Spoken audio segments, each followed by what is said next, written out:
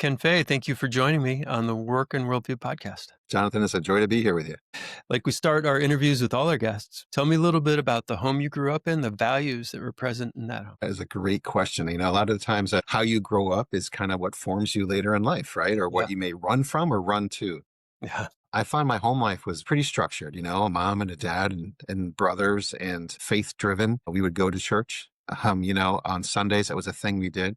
I actually started at a private school, which is a faith based school. So for my first 3 years of school, I thought every day was Sunday school, right? But it was the curriculum of what you learn in a private school. And so that really formed where I was going in my life as far as my faith walk goes. And I went into youth group. I started doing youth group with a bunch of the other guys, and we started doing like service projects, just having a lot of fun and creativity in those times. And I got to kind of grow up in a space that was okay with being of faith in a world, as you know, that's not always okay with. It's not something we can always talk to, right? And I ended up going to a public school, and I thought, what is wrong with me, or what's wrong with them that I'm not catching this faith vibe that I had come from. And I remember that was a transitional moment for me to realize that not everybody was growing up that way. Mm-hmm.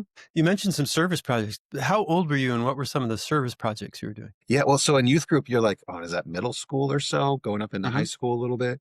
Okay. But we would go and, clean yards or help someone painting, or we would set up events at church, or we would go to retreats with a bunch of other youths from all over the country. I remember my first gathering was in San Antonio at a giant stadium, and we were in this bus, and it was just full of other kids like us, but they were from all over the country. And that's when I thought to myself, man, this is more than just where I live. That was the beginning of seeing that the faith walk is shared by so many in this life. Mm-hmm. And I was like, whoa. And we get to this stadium full of people. And it wasn't for a football game. It was for like, this is a church service. And it was like, what am I looking at? Like everyone from all over the country. And that was like eye-opening to realize that even though you may feel alone in your faith walk sometimes, there's a whole family of faith out there. It's just plugging in, connecting to them, and realizing that. Wow, that's an amazing experience. So where was your home at this point? I was living up in New England at that point. I was up in Connecticut. And so Okay. down to Texas. And my first time kind of away from home, especially as a youth group thing, right? Because you're young, I mean, we did camping trips locally and stuff throughout all of New England, but kind of going somewhere, like you're raising money for it and you're having people pray for you about it. And the church comes together and wraps around you. And you had a little, like a send off in the service where, like, just laying on a hand, like just a blessing that it would be a blessing. And it was so cool. It was so great to be a part of that and feel like you're amongst this group. And for me personally, it kind of harkened back to when I was growing up in the first 3 years of my life, grade school wise, that there was a faith group out there. It wasn't just the secular all the time. Now that does give you kind of a foundation to play off of. That's certainly played out in the rest of my life with places I've been and the work that I do. Yeah. So as you left that sort of mountaintop experience, a stadium full of fellow believers in Texas, what were some of your takeaways? Obviously, the first what you already shared was the faith community is larger than just your home or your church, what you knew previously. But what else? Anything else come away from that? Yeah, friendships, bonding friendships with the people that I went with. I mean, to this day, I'm like best friends with one of those kids. And we look back and go, remember when we were kids, just like hanging out in the stadium in Texas, and now we hear full grown, adults, hopefully, right? And we got other things in life, but we can point back to these moments and like, yeah, in youth group, we did this together or that together. So lifelong friendships formed. I'd also say the ability to work with others and be with others on their walk was formative too. To realize that prayer, there's power in prayer. And during those retreats, during those things, we would pray all the time for each other. Like you get together as a bunch of friends, right, man? You have your greetings and you chill out and you're like, hey man, what's going on with you this week? What can we pray about? And it just kind of sets you up in a prayer life a little bit, and that sticks with you too. And then you realize that it's okay to express yourself that way. And it's okay to understand that other people don't. That's okay too. It's not a judgment thing. It's more like this is where I'm at. This is how I was raised. And not everybody's ready, or everyone is in a place where they can accept that. And that's fine. So today you're a filmmaker, but I want to connect some dots. So we just covered sort of middle school. So how about high school, college? Yeah. How does filmmaking come into focus for you? Pun intended. I love it. Yeah. What were some of the steps in that journey? Or was there a different career before you became a filmmaker? Oh, I appreciate that. So, storytelling, and it does harken back a little bit to the youth group because all those were my friends. So my brother and I, my younger brother and I. Those long, endless summers where you're in between, a summer break between school years. This has got to be like freshman going into sophomore year, high school-ish times. Long summer break. We're like, hey, we had jobs that we could do and stuff like that. So we did our part-time jobs, and stuff. We're like, what are we going to do with the rest of our time? And we're like, well, we just got a camera. Why don't we just start playing around with the camera and see what we can do with this thing in the backyard, basically. And so we started figuring out, like, hey, we love the movie Robin Hood. And we're like, the story of Robin Hood, like it has action and romance and adventure and everything that goes with it. We're like, why don't we reshoot that ourselves? Almost, if we can, scene for scene. And if we can't, just make it up. And so just my brother and I did that in the backyard, man. And we just had a great time, and I was running the camera and I was doing the storytelling and I was adding the soundtrack. I was doing all of it like guerrilla style, like with no equipment. And my brother was the actor and we were working out scenes and he had to play like 5 different roles in the same scene. So you had to figure out, well, what's the cross angle? How do I shoot it from this angle? What do I get from that angle? Like, what is it? How do we establish it? We were playing with things we had no idea, like any of the science art that Hmm. goes with Hmm. filmmaking or storytelling. Hmm. We were just doing it for fun. Hmm. Well, it got to be such a thing that our friends, again, people from the youth group were like, what are you guys doing? And like, hey, do you want to play a role? You want a part? And they're like, yeah, I want to be in this thing. So you get to flash forward to the end of that summer. We have like 10 actors. We have like scenes and sets are being built. And we're like, this is like a thing. This is like so much fun. And we would show our parents, right? Like that was our initial audience, right? But then other kids were like, hey man, how do I get involved? So we just had a great summer and that kind of just stayed with us. That's kind of what set me up to be in this space, as a storyteller and try to organize and direct all this creative energy. As a director, it's like, there's a lot of creative chaos out there. It's like, I kind of consider myself a lightning rod of Hmm. creative chaos. It's all Sure. spinning around and I try to form it and focus it into something that Hmm. makes sense. So just a second, I just Yeah. want to observe that, you're basically, I don't know how slavishly you were doing shot for shot. Were you like literally? No, it started out like that was our thing, Okay. but we ended up making our own story. We just, how they ran into each other and some of the Sure. fight scenes. Yeah. Okay. Yeah, but you're working out film grammar basically, right? And you're like, this is your early experience. And then you watch it and you're like, Yeah. we can improve this, right? I could do better than that. Yeah. Yeah. We started working on special effects and how we would do cutaways with the camera. And this is before anything was really, it was so guerrilla style. It was just, Those are important values, right? Because now yeah. you're actually when you take a shot and then you back up and you watch it later and you're like, that doesn't work or that does work. And then you're like, well, why? And then That's the question. Why didn't it work? That's yeah. what leads to the rest of it. Yeah. Yeah. Really cool. So you're developing now values for film and aesthetics. Yeah. You're developing values for working with others. Yeah. Obviously, your brother was a willing and helpful participant. It Oh sounds. yeah. Got to Yeah. ask, did he go on to have an acting career? No, he went into a cinematographer career. He actually became a director of photography, Oh which wow. and actually he and I had to work on a lot of projects together and productions together over the years when we both worked at the local network. And then when it became Comcast, NBC, Universal, we got a chance to work together on productions. I got a chance to direct him for real productions with real budgets, with real actors, with real things. We Wow. did commercials, public service announcements, but he was on my team. He was one of my go-tos on my team. So we would always, and this is so funny, we would always have those conversations. Hey, remember when we did Robin Hood? Like, and here we are like doing it for real. Like we're really doing this. And it was such a great time, Wow. and we did a lot of work together. Yeah. Yeah. Yeah. From Yeah. backyard to director and DP. That's awesome. Yeah. That's right. So now we're off to college. College kicks in and like, what do you want to do for the rest of your life? Right. And so I'm like, maybe I want to go into medicine or maybe I want to go into, so I started trying to figure it out as we all do in college. Mhm. And I was taking these television system classes and like writing classes, and there was theater and there was like UXCI FM radio. And I'm like, I could be a disc jockey. And so I went into that world kind of open-minded and I'm like, you know what? This is a lot of fun. I think this harkens back to that storyteller in me. Uh-huh. And I want to know the why. Why Mhm. didn't Robin Hood work? Why did that scene go that way? Mhm. How could I have done that better? Mhm. So I started learning everything I could about production. So I learned about script writing. I learned about directing, producing. I was on radio for WXCI, which is the local college station. So I had a chance to do some performance. I did theater stuff, not so much acting, but working with actors, working with set design, lighting design, all background stuff, all the behind the scenes stuff. That means so much. That's come in so handy over the years. And coaching people on camera and stuff, and really just enjoying the process. So college is the thing that kind of formed like where I was going to go with this professionally. Came out of the college thing and I'm like, okay, now what do you do? And I had a few options. I started working with a few different kinds of people doing different kinds of productions. One of them was with the Connecticut State Police. They were shooting video and photos for graduation ceremonies and training and all that. So I got involved with that part of it. Like that was a lot of fun and like real life stuff. I got to see some very intense stuff, with that job. And then I got involved with like teaching production. Many people that are watching this may or may not know, but local access is a thing. And you can actually go to your local station and they, at that time, and I believe it's still now, you could actually for free learn how to do television production and have your own show and put it on public cable access channels, right? So I got involved in that as a teacher. To be someone that teaches people how to do that. So that formed me into like learning more, even more in depth about production and the tech that goes with it and live broadcasts and all these things. So everything just keeps forming back into the storyteller mind, right? But I kept separating it. I would say I'm a writer, a director, a producer. I never put it all together. I just kept learning.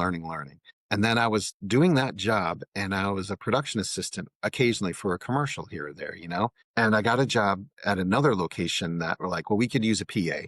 I'm like, cool, I'll be a PA. I'll do that.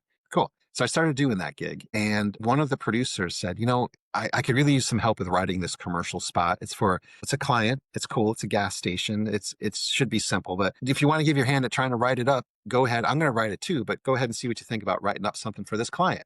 Here's the information. Cool. I have a writing background, right? So I said yes. So I wrote this script and they're like, actually, I really love it. And we gave it to the client and that's what they want to go with. So we're going to make you a writer. You're not a PA anymore. You're going to be a script writer for us now. Sweet. So I started writing scripts for different commercial clients and then started writing features and a little more documentary. That turned into, well, you've written the piece. You want to direct it? Try your hand at directing this thing. You can shadow one of it, whatever. I'm like, let's do it. Got out there, shadowed, learned the job a little bit deeper. Like they're always funny to think back to Robin Hood doing the same thing back in the day, right, as a kid. But I'm like, okay, got all that going. And then suddenly now I'm directing. And they're like, this is yours. Take it. So I wrote it and directed it. I did that for years, and it was always about the stories that resonate in those, even commercials. It's not about what they're selling, but it's behind what they're selling. For instance, it's not the restaurant, but it's their grandmother in the back of the restaurant that's still making the authentic Italian food. Mm-hmm. That's the story, not the restaurant itself. And that was a moment I'm like, there's the story within the story. And that is the story that should be told because that's the story that resonates on a very emotional level with people. Mm-hmm. So I started figuring all that through and use that as a playground to do that and had a lot of fun with that stuff. And then that became doing features, which became longer magazine format shows, internal communications. We actually developed a puppet, character, spokes puppet for the company, for Comcast, so that he could play out what the employee would be talking about. Hi, I'm the employee. I don't understand how the insurance works. Could you tell me more about that? And then someone in marketing will go, well, actually, yeah, I can tell you about that. We put him on the set. So now we had this blue screen set and we had this interaction and I love the Muppets. I love puppets, all that sort of stuff. I got to work in performing art, theater art, you can see how everything just kind of adds on to. So now I'm doing these bigger productions, these longer form. Now it's live television we're doing now, which was great. Working on on-demand features and video on-demand content and the entire New England region. Then it became, the mid-Atlantic states. So it just kept growing and growing until I became a producer and then eventually a senior producer where I was overseeing everything going on and also still writing and directing. And that's kind of like, that was like a big chunk of my career. And then there was a restructuring, as they call it. And everyone understands that, right? Restructuring. So nothing that any of us did, but they just said, we got to let a lot of you go. And it was like, wow, that was like the train hit the side derailed. And I'm like, what does that mean? But they did say to me, Ken, you can stay on though as a contractor. We can still use your talent. And I thought, wow, okay. So having gone through all of this, I'm still able to do this. Let me look at it differently as a contractor. And that became another part of my life. And eventually I was like, well, what else can I do with this? And that led me to moving out west, Pacific Northwest, which led me to being a director of productions for a film company that was they just did events, and not just because events are a big deal, but they were just covering events, but they weren't doing corporate video or anything more in depth than that, And I said, well, I can bring that to you. We could develop this. So I developed a whole division for corporate film. And we started, then I'm like, or our clients are giant. They could be anywhere. So I was in LA, I was in Key West, or I was in New York, or wherever it was. I was flying out there with a local team and what was I doing? Just like Robin Hood, I was directing, I was ensuring the brand, I was making sure everything was going smoothly. And then I was actually interviewing with people. And and just doing this job for a while. Then what happens? All of us, COVID hits, everything Mm. kind of shuts down, right? The world goes. And so I'm like, what do I do with this? And it was my wife that said, you should do your own thing. Why aren't you a consultant? Why aren't you teaching people this stuff? Why aren't you doing this stuff? So I said, okay, I'm going to do that. And with that and figuring it out and praying on it, obviously, got that set up. And my first client started showing up. I went on a podcast, much like Mhm. this one, Yeah. with someone else. And she worked with nonprofits for like 30 years. And she did strategy and coaching, an amazing woman. Her name is Sarah Box. And she did all of this. And we got together as a podcast to talk about storytelling. And when we got done with that, we're like, why are we not doing this together for nonprofits? You're coaching them. I can help tell their story. Let's combine that. And that's where Sandbox Productions came from. She was out in Nevada. So there's a sand, right? Her last name was Box, Sandbox Productions. And it became this thing and this entity. And we started doing a lot of work in Southern California and other places. And, we're Autism Society of the Inland Empire and places like that just needed help with story, especially for a nonprofit. They're superheroes. They're trying to make a difference in communities, right? Whether they're faith driven or they're not, they're still reaching out to their humankind. Like, well, you need help. And so what we ended up doing was just being hero support. That's how I saw us. We're here to come alongside you and help you. And that's what kicked that over. And then that turned into another conversation, which created that group called Bella Strega Media. At the time, they were Bella Strega Design. And she said, her name is Sandra. She's like, we talked and we're like, why are we not doing this together? Mhm. And it became another moment of like, you design websites, you build the screen. I make the content that goes on the big screen. The big screen is now a website. Why am I not storytelling for clients this way? And then that started to turn over too. And now I'm in conversations with all sorts of teams all over the world about creative direction, storytelling, directing, co-creating and collaborating on a variety of productions. So that's just kind of how it all Yeah. spins out from one Robin Hood summer, you know? You're right. Got it.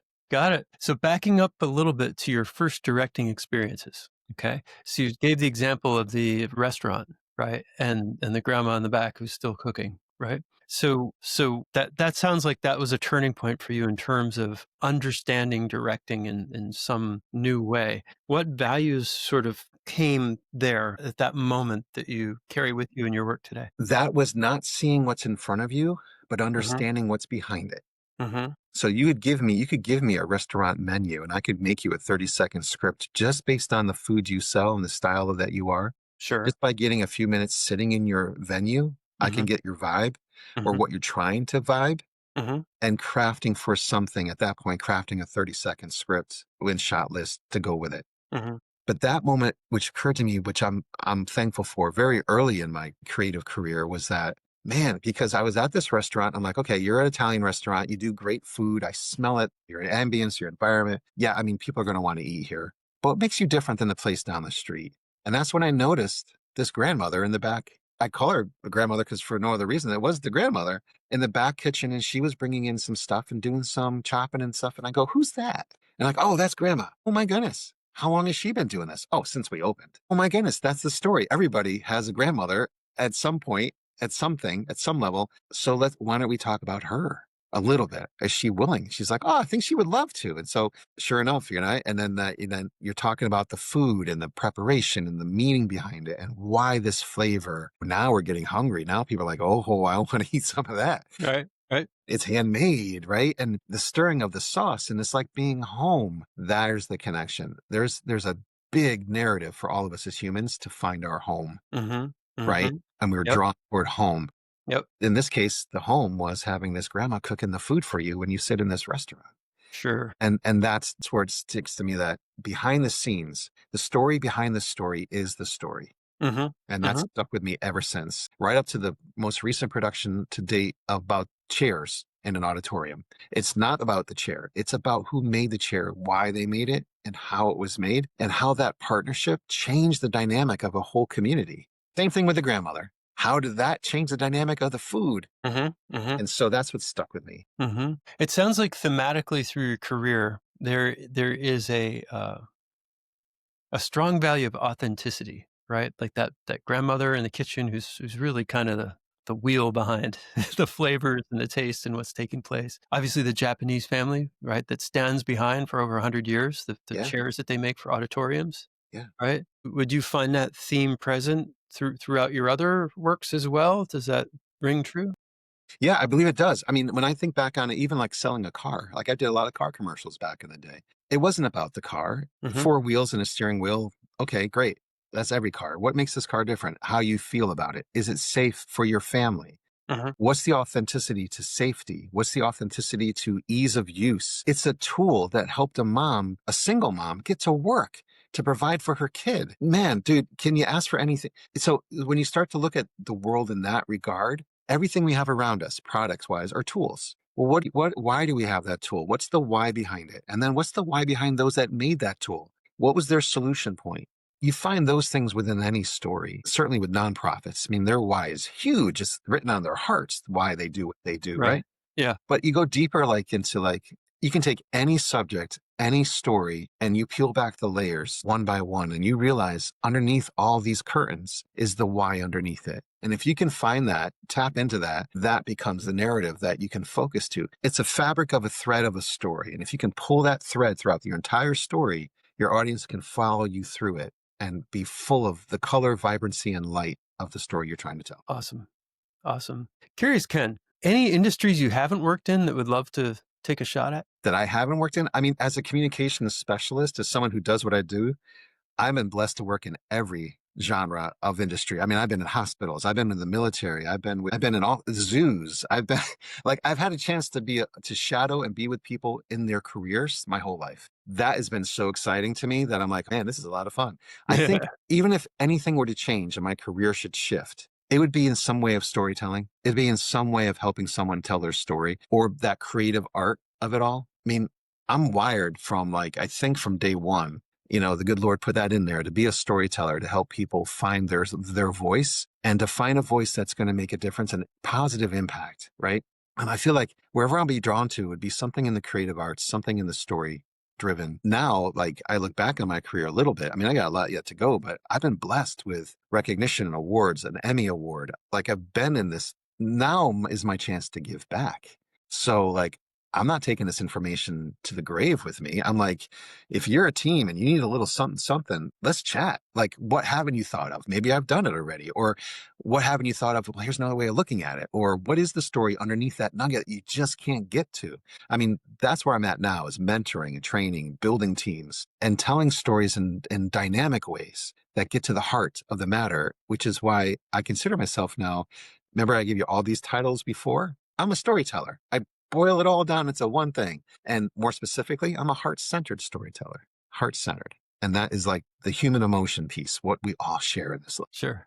That's awesome. So I'm curious, developing media, developing material the way you do. I mean, imagine you go probably from brief to Yeah. audience somehow. In that process, is there any particular area that really just grabs you and you're like, I always like when we get to this part?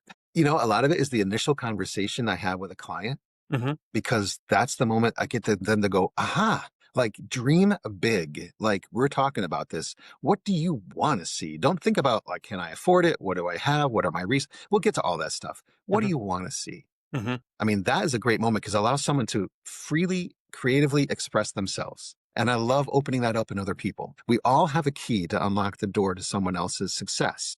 Hmm. Share it. If I can help you by unlocking that door to creativity, man, I am all for it. Here's my full set of keys. Hmm. Let's open it up. Let's Hmm. see what's available. What's the process? That part always gets me like jazzed. I also like certainly going through the pre-production, production, and post-production. I mean, I love every part of it. Working with that production team, man, those are my best days too, because I'm like in the field directing, making it happen, seeing the client like come to life, working with talent on set and watching them actually do what they love to do. I love when people are doing what they love to do, whether that's a grip, someone that's doing lighting, or that's someone that's like a camera, or maybe, you're hanging back and you're just the behind the scenes photographer. If you are loving what you do and I could set that environment up for you in a shoot, I am so thrilled because I can see the joy and I can see that everybody just reaching for their best. Love that part too. And I also love sitting back and then watching the client watch what I've created for them Hmm. because now I'm actually showing a mirror to them of themselves and they get to go, that's us. Hmm. You knocked that out. I can totally see it. I'm actually moved by it. Again, I just point this most recent production we did with Kotobuki with that Japanese company is they had people writing back to them saying, like she showed it to a bunch of people within the organization and people are like, technically awesome. And they were like, it actually had tears at the end. I was moved by what I saw. That speaks volumes. And that is where I just go, thank you for letting me be a part of that journey, that you can have pride in what you do, that it inspires you to do more. And it just shows you in such a way that you go, that's us. That's an awesome feeling to be a part of, just to be a part of it. That's beautiful, Ken. Thanks. I love your story. It's so tangible. It can really relate to and the phases you went through. If you were speaking to a young person today who's scratching their chin and saying, I think I want to do something with film, what thoughts would you offer? Be yourself. Find your voice. Don't be afraid to share that voice. We're not all wired the same way. Find what you are passionate about in the industry that you want to take on and learn everything you can about it. Be open, be willing to listen, be okay with feedback. You got to thrive on that. And you got to be able to put it forward and make it happen and reach out. Don't just do it on the silo like yourself and say, I got all this. We don't all have all this. Okay. That's just like bravado. You need to be with others. You need to be in a community of creatives. And by doing that, it's going to make you better. You're going to raise up. You're going to get better at what you do. You're going to be able to do more, and you're going to build these lifelong connections. And in the end, that's all that matters. It's the stories that we have, not always the work that we've done. But when in the end of it all, how are you remembered? What stories did you tell? What story can you tell? And that is all built by all of this coming together: community, training, education, experience. And what do you do with that? And what do you do with that at the end? Not to say when you're starting out, think about the end, but just keep in mind that you are building something along the way. So be true to yourself. You want to be able to look at yourself in the mirror and say, okay, I'm okay with this, right? Don't do anything against your principles. Embrace who you are. Beautiful. Good advice. So, Ken, if people want to work with you, how can they reach you? Right now, I mean, you can find me if you just Google my name, you'll most likely find me online. I mean, I think I have a pretty good presence there. But LinkedIn is a great place to find me. I use LinkedIn a lot. Anyone out there that's on LinkedIn or not on LinkedIn, you could reach out to me, directly on LinkedIn. And that's a good place to start. I mean, to kind of show some of my work, some of the people I work with. But I will jump on and DM with you, and we can talk and chat the old fashioned way, by phone or do by Zoom, Google Meet, whatever you got. But LinkedIn is one way to find me. I do have a website under development. It's constantly under development. So, I mean, how many of you out there have the same thing happening? And you could reach me through the different teams that I work with right now. I work with Bella Strega Media Design. I work with Sandbox Productions. You can find me that way too. But I would just say you could start with LinkedIn. You could also email me. Thanks so much for sharing about your career. Awesome story. It's just going through all the different phases and positions and roles up to senior producer and now working on your own and obviously doing spectacular work. I'll put a link into the video that you shared as well. And I really appreciate it. Jonathan, I appreciate the time to chat with you, and sometime I'm going to have to turn the camera on now. I'm going to have to interview you now. You know that. I think that'd be far less interesting. Oh, no, we will find a way. I will find the story within the story, Jonathan. Oh, there's a story. There's a bunch of stories, but probably not as interesting. Thanks, Ken. Thank you.